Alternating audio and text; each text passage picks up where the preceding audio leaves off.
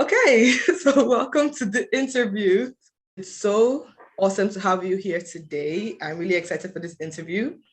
To tell you the truth, this is what I wanted to tell you when we first got on the call. When you announced your art book on you kind of like teased it on Instagram, with the comic.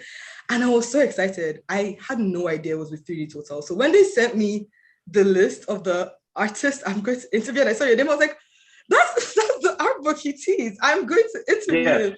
I was super gassed because I saw when you announced it and I was like, he's making an art book. I have to get this. And then just putting that out there. So I'm really excited for this art book. But before I get ahead of myself, please, can you introduce yourself to the audience? I'm very sure almost everyone watching this interview already, you're familiar with your work, but just tell us a bit about yourself. Hi, I'm Pascal. I am an artist. Currently live in LA, Burbank, really, right next to LA. I'm originally from France. Well, actually, I'm originally from the United States, but then I grew up in France and then came back to the United States after college, and then moved around quite a bit, and then lived in San Francisco for a long time, and now I'm in LA. I want to ask a question. How much has France played an influence in your art? A lot. So I was born in the United States, but I grew up in France. My father was American and my mother is French. So I always had this dual citizenship, but also those dual identities in a way, right? Like my father would send me like American comics, and I would be a really huge fan of French comics. I had those two things like side by side. I would read like Spider-Man, 1 minute, and 20 minutes later I'd be reading Tintin or Asterix. And I love reading, and I love the fact that reading comics was kind of like, it was almost a new language because there was a particular way to read comics, right? Where how the images flow together, how the text works with them, and without the text you can still read it and all sorts of stuff. And I was very fascinated with this. So I love both the American and the French one. And then a bit later, I get introduced to like Italian comics, the Corto Maltese, and then Japanese comics, which I didn't even know they were called mangas, or they're just art that was, oh my God, this is different. And I was soaking everything up. But definitely growing up in France, I was exposed to so many different types of art that it still to this day is a humongous influence in what I do. You mentioned you read lots of comics, right? And now you're an illustrator. You've worked with Netflix, you've worked with Warner Brothers, you've worked with New York Times. I absolutely love your covers. New Yorker. New Yorker, my bad. New Yorker, not New York Times. I also work for the New York Times, but I think you meant New Yorker, yeah. Yeah, I meant New Yorker, the covers. I don't have those magazines here. I just absolutely love your covers. So the New Yorker. How did it feel the first time going from, admiring comics as a kid, reading a lot of comics, to finally publishing, you also illustrated a children's book, and how did that feel? How did it feel when you finally made that transition? Well, it's interesting because I've always wanted to do comics, either American comics or French comics. When I was a kid, I wanted to work for Marvel Comics. It was one of my dreams, mostly because I felt like I would move to the United States because I was in France. It's a goal of mine. But what happened is I went to college. I did some publication when I was still in college. But after this, I started working in animation, which had nothing to do, to me at least, with publishing. And it wasn't that I wanted to work in animation. It just happened. I came to the United States in 2000, and I was looking for work, and I was working on computers at the time. Like I had like a computer, so I was doing like digital art and animation because I discovered the software that allowed me to do animation, and I was interested. And then I got jobs in animation, so the publishing side fell away for a while. Actually, I didn't get my first stuff published in the United States until maybe 10 or 12 years later. And at that time, I had like a fairly decent career in animation, where I had been like working commercials. I'd already worked in features, so it was bizarre. So when like for instance, when I worked for Marvel Comics, when they asked me to do my first cover for them, it was like a Wolverine cover. I felt like a kid again, which is funny because I had already had a fairly good career in animation for over a decade when I got my first cover for Marvel, and I felt like I was just starting out. I was just jumping up and down. I was like, oh my god, oh my god. Plus, they asked me to do a cover that was based on a character from when I was reading. It was Wolverine, which everybody knows, but like it was based on the storyline from like the 80s when I was growing up and reading the comic. And I was just like, oh my god, I could not have dreamt of a better introduction to that. And then the first time I worked and then the other time that was also the exception was the first time I worked for the New Yorker. And when I got my first cover, I think I knew a week ahead of time. I can't remember if it was a week or 2 weeks. I think it was a week ahead of time. But for like the 5 or 6 days that I knew, I almost couldn't sleep or breathe. And I was thinking, this is not going to happen. This is not true. It's not going to happen. And up until the day when the cover came out, I could not believe that I was actually going to be, or my art was going to be on the cover of the New Yorker. It was just like, this is not possible. It's not real. And even the week when it was happening, I was like, someone's going to find something wrong with this and they're going to pull it. I had this sort of like weird feeling that it was not real, which is odd because I had already worked on multiple feature movies and dozens of commercials and a bunch of different like projects. But these were the ones that to me were like, oh my gosh, this is unreal. So it was unreal. I think that's how I would describe it. Yeah, I think when you mentioned that you felt like a kid again, it reminds me of, when you're drawing like as a child, you're always being true to yourself. So, your heart always wanted to work in comics. Your heart always wanted to work in like that field. So that's probably why when you got the offer, it was like, even though you've been a professional for so long, it's like it took you back to your roots. It made you remember what you felt when you were a kid. I think at least that's how I interpret that kind of feeling, because you've been working for 12 years. You should be used to that kind of thing by now, but you were still so excited to finally have that opportunity because that's what your heart really, really wants. And I think that's so like amazing. I agree. It's funny what you said. When you're a kid, you put your true self into it. Yeah, I agree with that. I think you're also like you form yourself through it, right? Because when you're a kid and you draw, it's like work, but the type of work that makes you discover who you are. Because you're playing, you're putting your passion into it, and you go at it, head on with all the energy that you have as a kid, and whatever issue you encounter, whatever knowledge you don't have, you make it up as you go along. So you're creating yourself, not just discovering yourself, but forming yourself as you're doing it. And so when I got a chance to work on it, it felt like, oh my gosh, it's like a moment of rebirth in a way, which is a really bizarre feeling, but it's a phenomenal feeling. Yeah. So we've been talking about working with other companies and other publishing companies, but let's talk about your art book, because that's what this interview is for, right? You've already made an art book in the past, but now you're publishing with 3dtotal. Can you tell us a bit what's different between these two art books? What can we expect between these two? I've actually had this is going to be my 11th book of art, because I've had many self-published books. I started doing like art books in 2007, I think. And what it was is like 2006, yeah, because I was working in Leapfrog, and then I was going to go to Comic-Con. Comic-Con is this big convention, comic book convention here in the United States, in San Diego, actually, apart from here. And the first time I went over there, or the first time I went over there when I was I was going to make, how did it work again? I was starting to work at this company called Leapfrog in Emerville, which is right around the corner of Pixar, which is really another funny story about this, but later. And the people that, when I started working on Leapfrog, it was during the time of Comic-Con of that year, which would have been 2005. And all the artists in the studio that were in the animation department, it's really small animation department, had gone to Comic-Con. So I was like all by myself in this studio with nobody there. And it's like, where are all the animators? And they came back the next week, and they bring back what they call swag, which is like all those books and stuff that got in over there.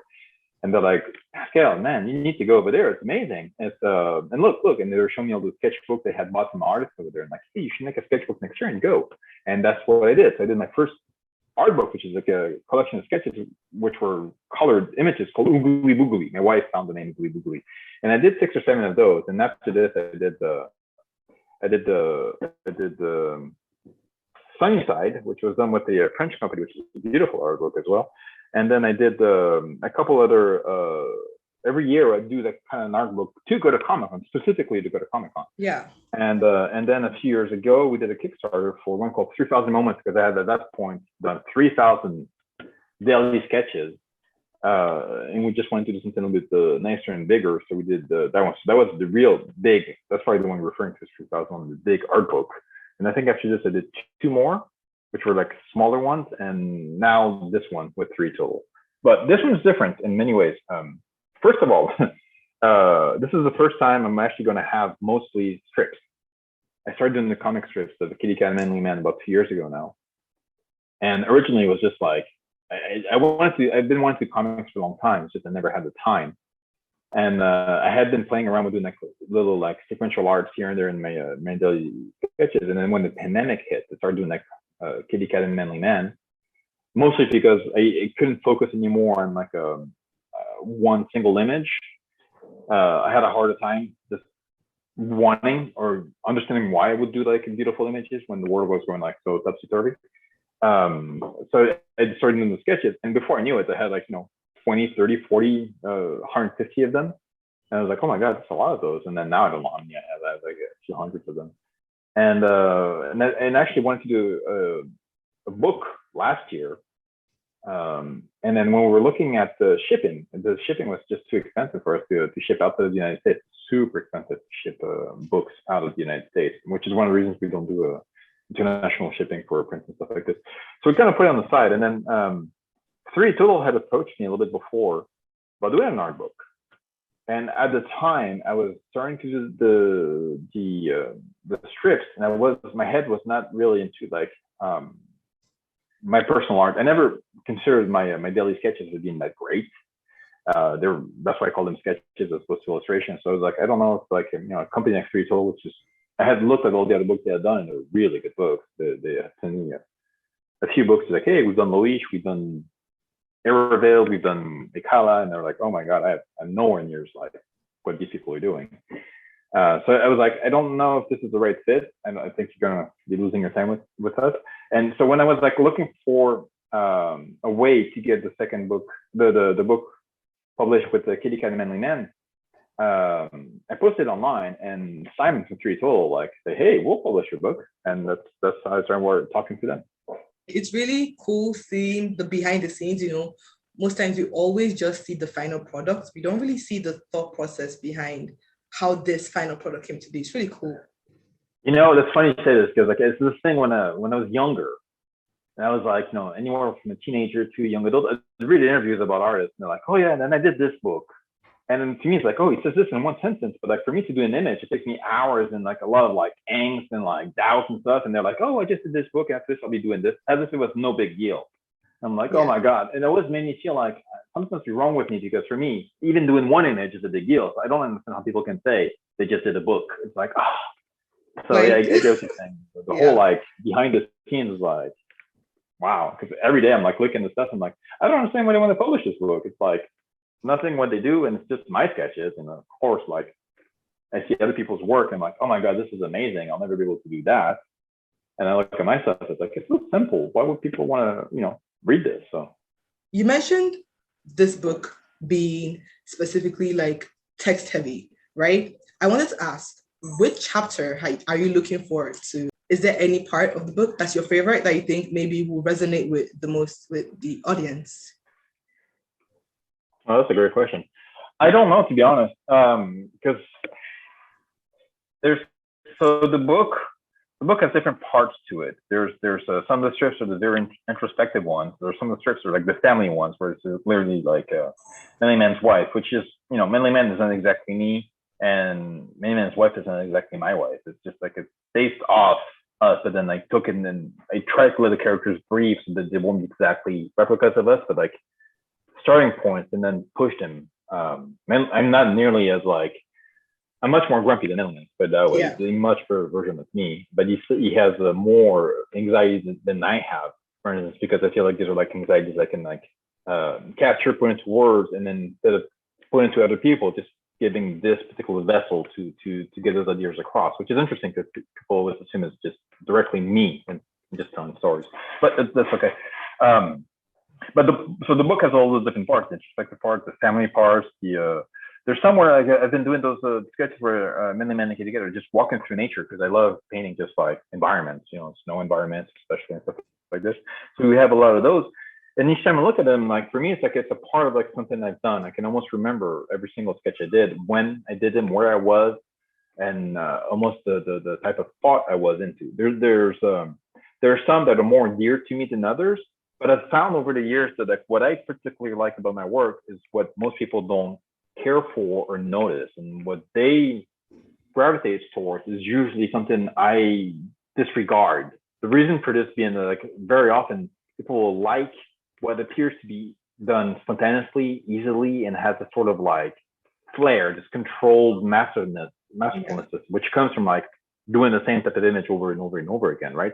So for me as an artist, it's like, oh, it's something I've done 1,000 times. So there's not as much effort going into the making of it, but people see it as being like the tip of the iceberg. It's like, oh my God, that's amazing, right? But if I try something else, for me, it's like a breakthrough, but for other people, it's just like, well, it's not as accomplished as your other stuff. So it doesn't have as much of an impact. So the ones I like of the strips and the books are, there's parts where like Manly Man is just like literally like melting because it's so hot, and his wife takes her and puts him in the cup and puts him in the ice cube machine. He comes out of the ice cube and reforms. And that makes me laugh. And I'm like, oh, but it's like not the best drawing. It's just funny to me to be doing stuff like this. Or so all the ones with him and his wife always make me smile, because I'm like, there's a sense of there's love that comes across between these two characters that I sometimes don't realize is into the strips. And when I see them again, I'm just like, oh, I'm very surprised. There's one where Manly Man is he's in a creative block, and his wife is hey, you got something you like, something you love, and she just melts her. And I remember like looking as I was doing the book, I was playing there, I was like looking at it, it just made me smile and almost laugh out loud, because I was like, oh my gosh, did I really make this? Because this is so unlike me. It's so much, there's so much love in it, and I'm like, oh, that's great. And then there's some where it's just like visually, I'm like, oh, I haven't looked at this one in a while. I was like, that was interesting. There's this one strip where I don't even remember what the story is. I do remember this flying house that they have, and it's funny. It's the different types of paint. It changes time of day, and it comes to this like purplish type of like background, and the house is just black and purple. And I was like, wow, this is really bold. It's not something I would normally want to do, but I guess in that particular day I was in that state where like I was pushing it, and it came out okay. But I know these are not the ones that most people necessarily like connect to necessarily. Well, I think it's actually very fascinating, because with social media, I know the exact same feeling. You make an artwork and you think, okay, this will resonate with everyone, but then like no engagement, like zero. And then you make something and like you probably like, oh no, this is just another random sketch and a random drawing, and everyone seems to resonate with that.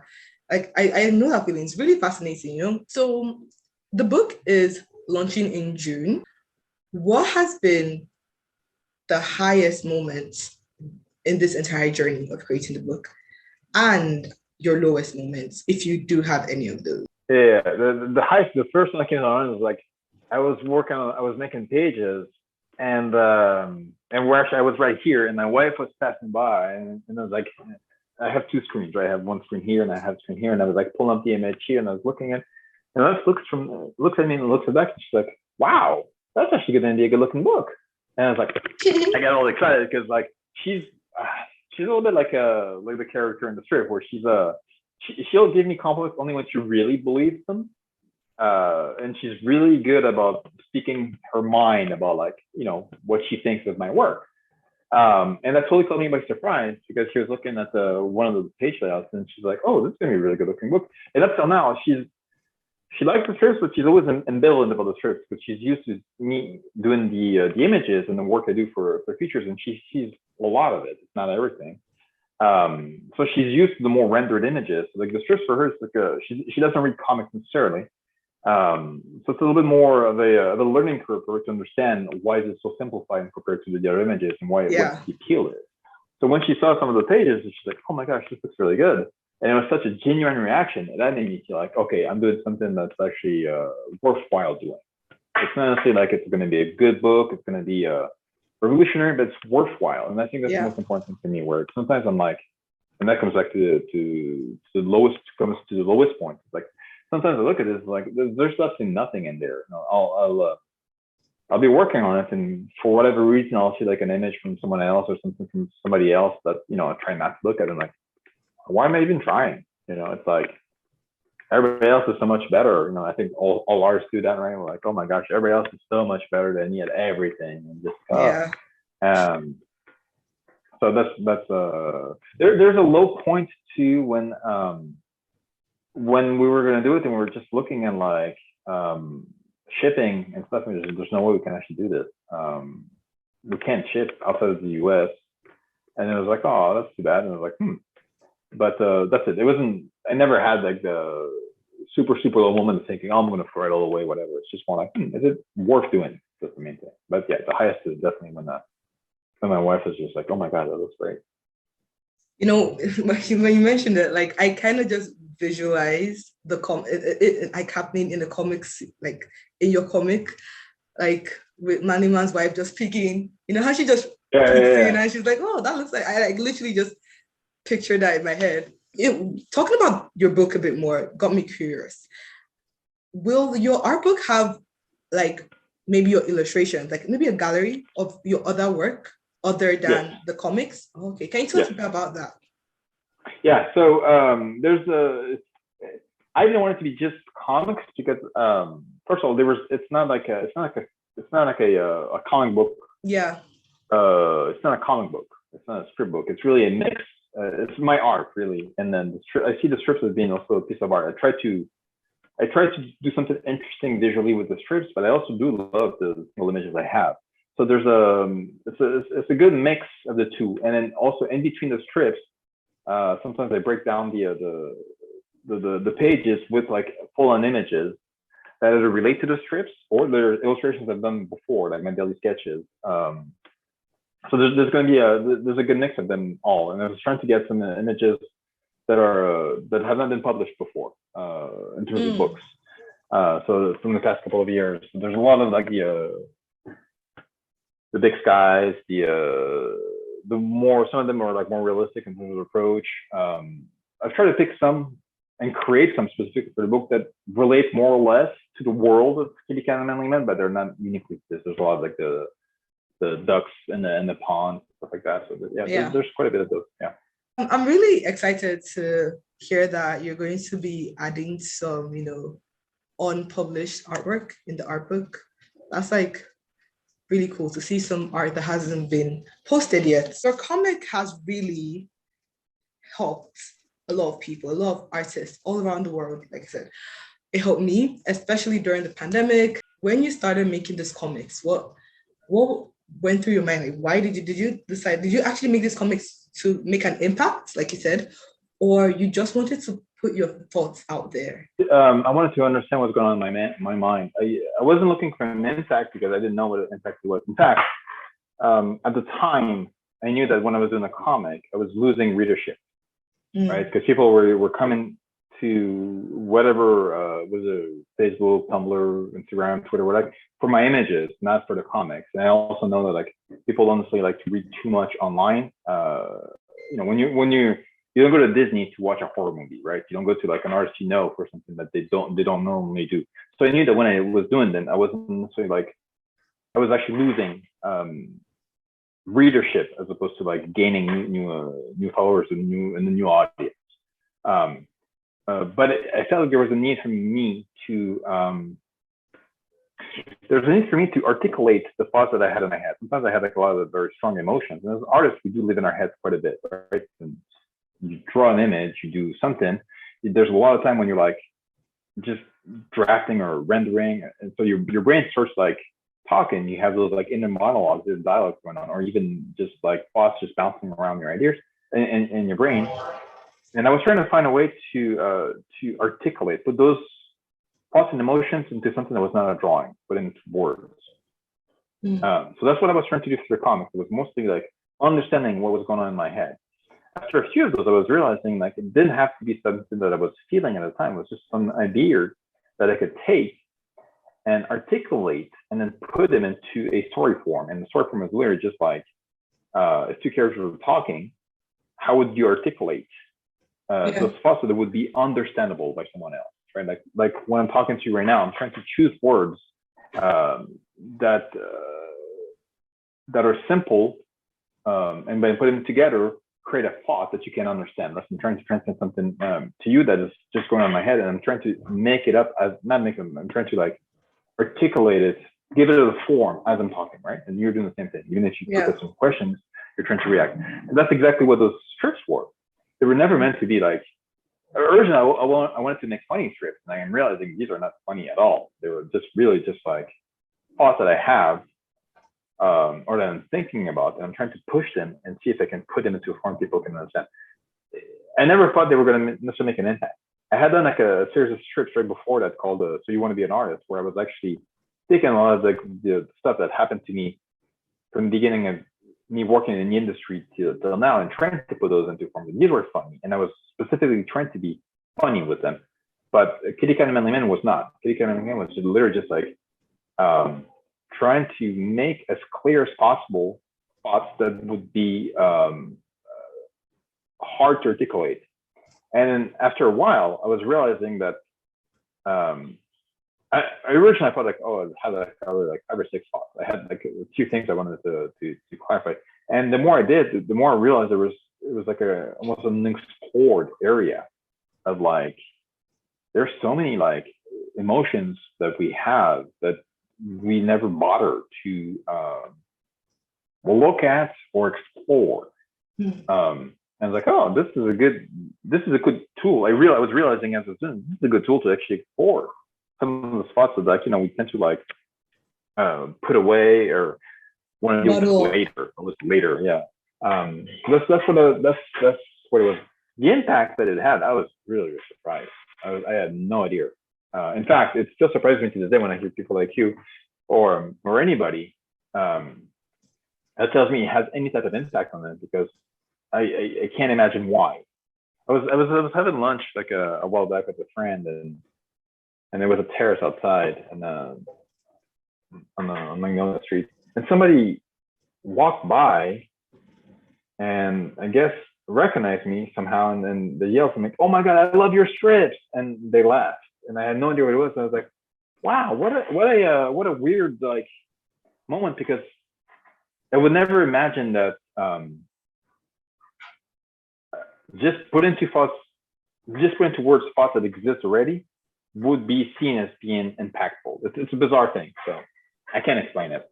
Yeah, thank you so much for taking your time to talk to us today. I'm really looking forward to the Kickstarter launch. I'm really looking forward to the book. And yeah, thank you so much for taking your time to talk and give us a little bit of insight in your book. Do you have any few words to say? Maybe anything? I think it's harder. You can use the time to promote the book. You know, this is literally. See, I let Nan and Kitty Cat do the promoting of the book. I think I've said so much. Thank you. You're absolutely wonderful to talk with. Thank you for 3total and Simon and Jenny and Amy and Nicole and Becky, and for taking a chance, because it's not something they usually do. I mean, thank you. I mean, I don't know if this is like a thank you to her, because I'll say thank you to my wife, thank you to my kids, thank you to everybody reading the scripts. You know, thank you. That's all I can say. Thank you. I'm grateful. Thank you for creating the strips. They really, really, like you said, made an impact. Okay.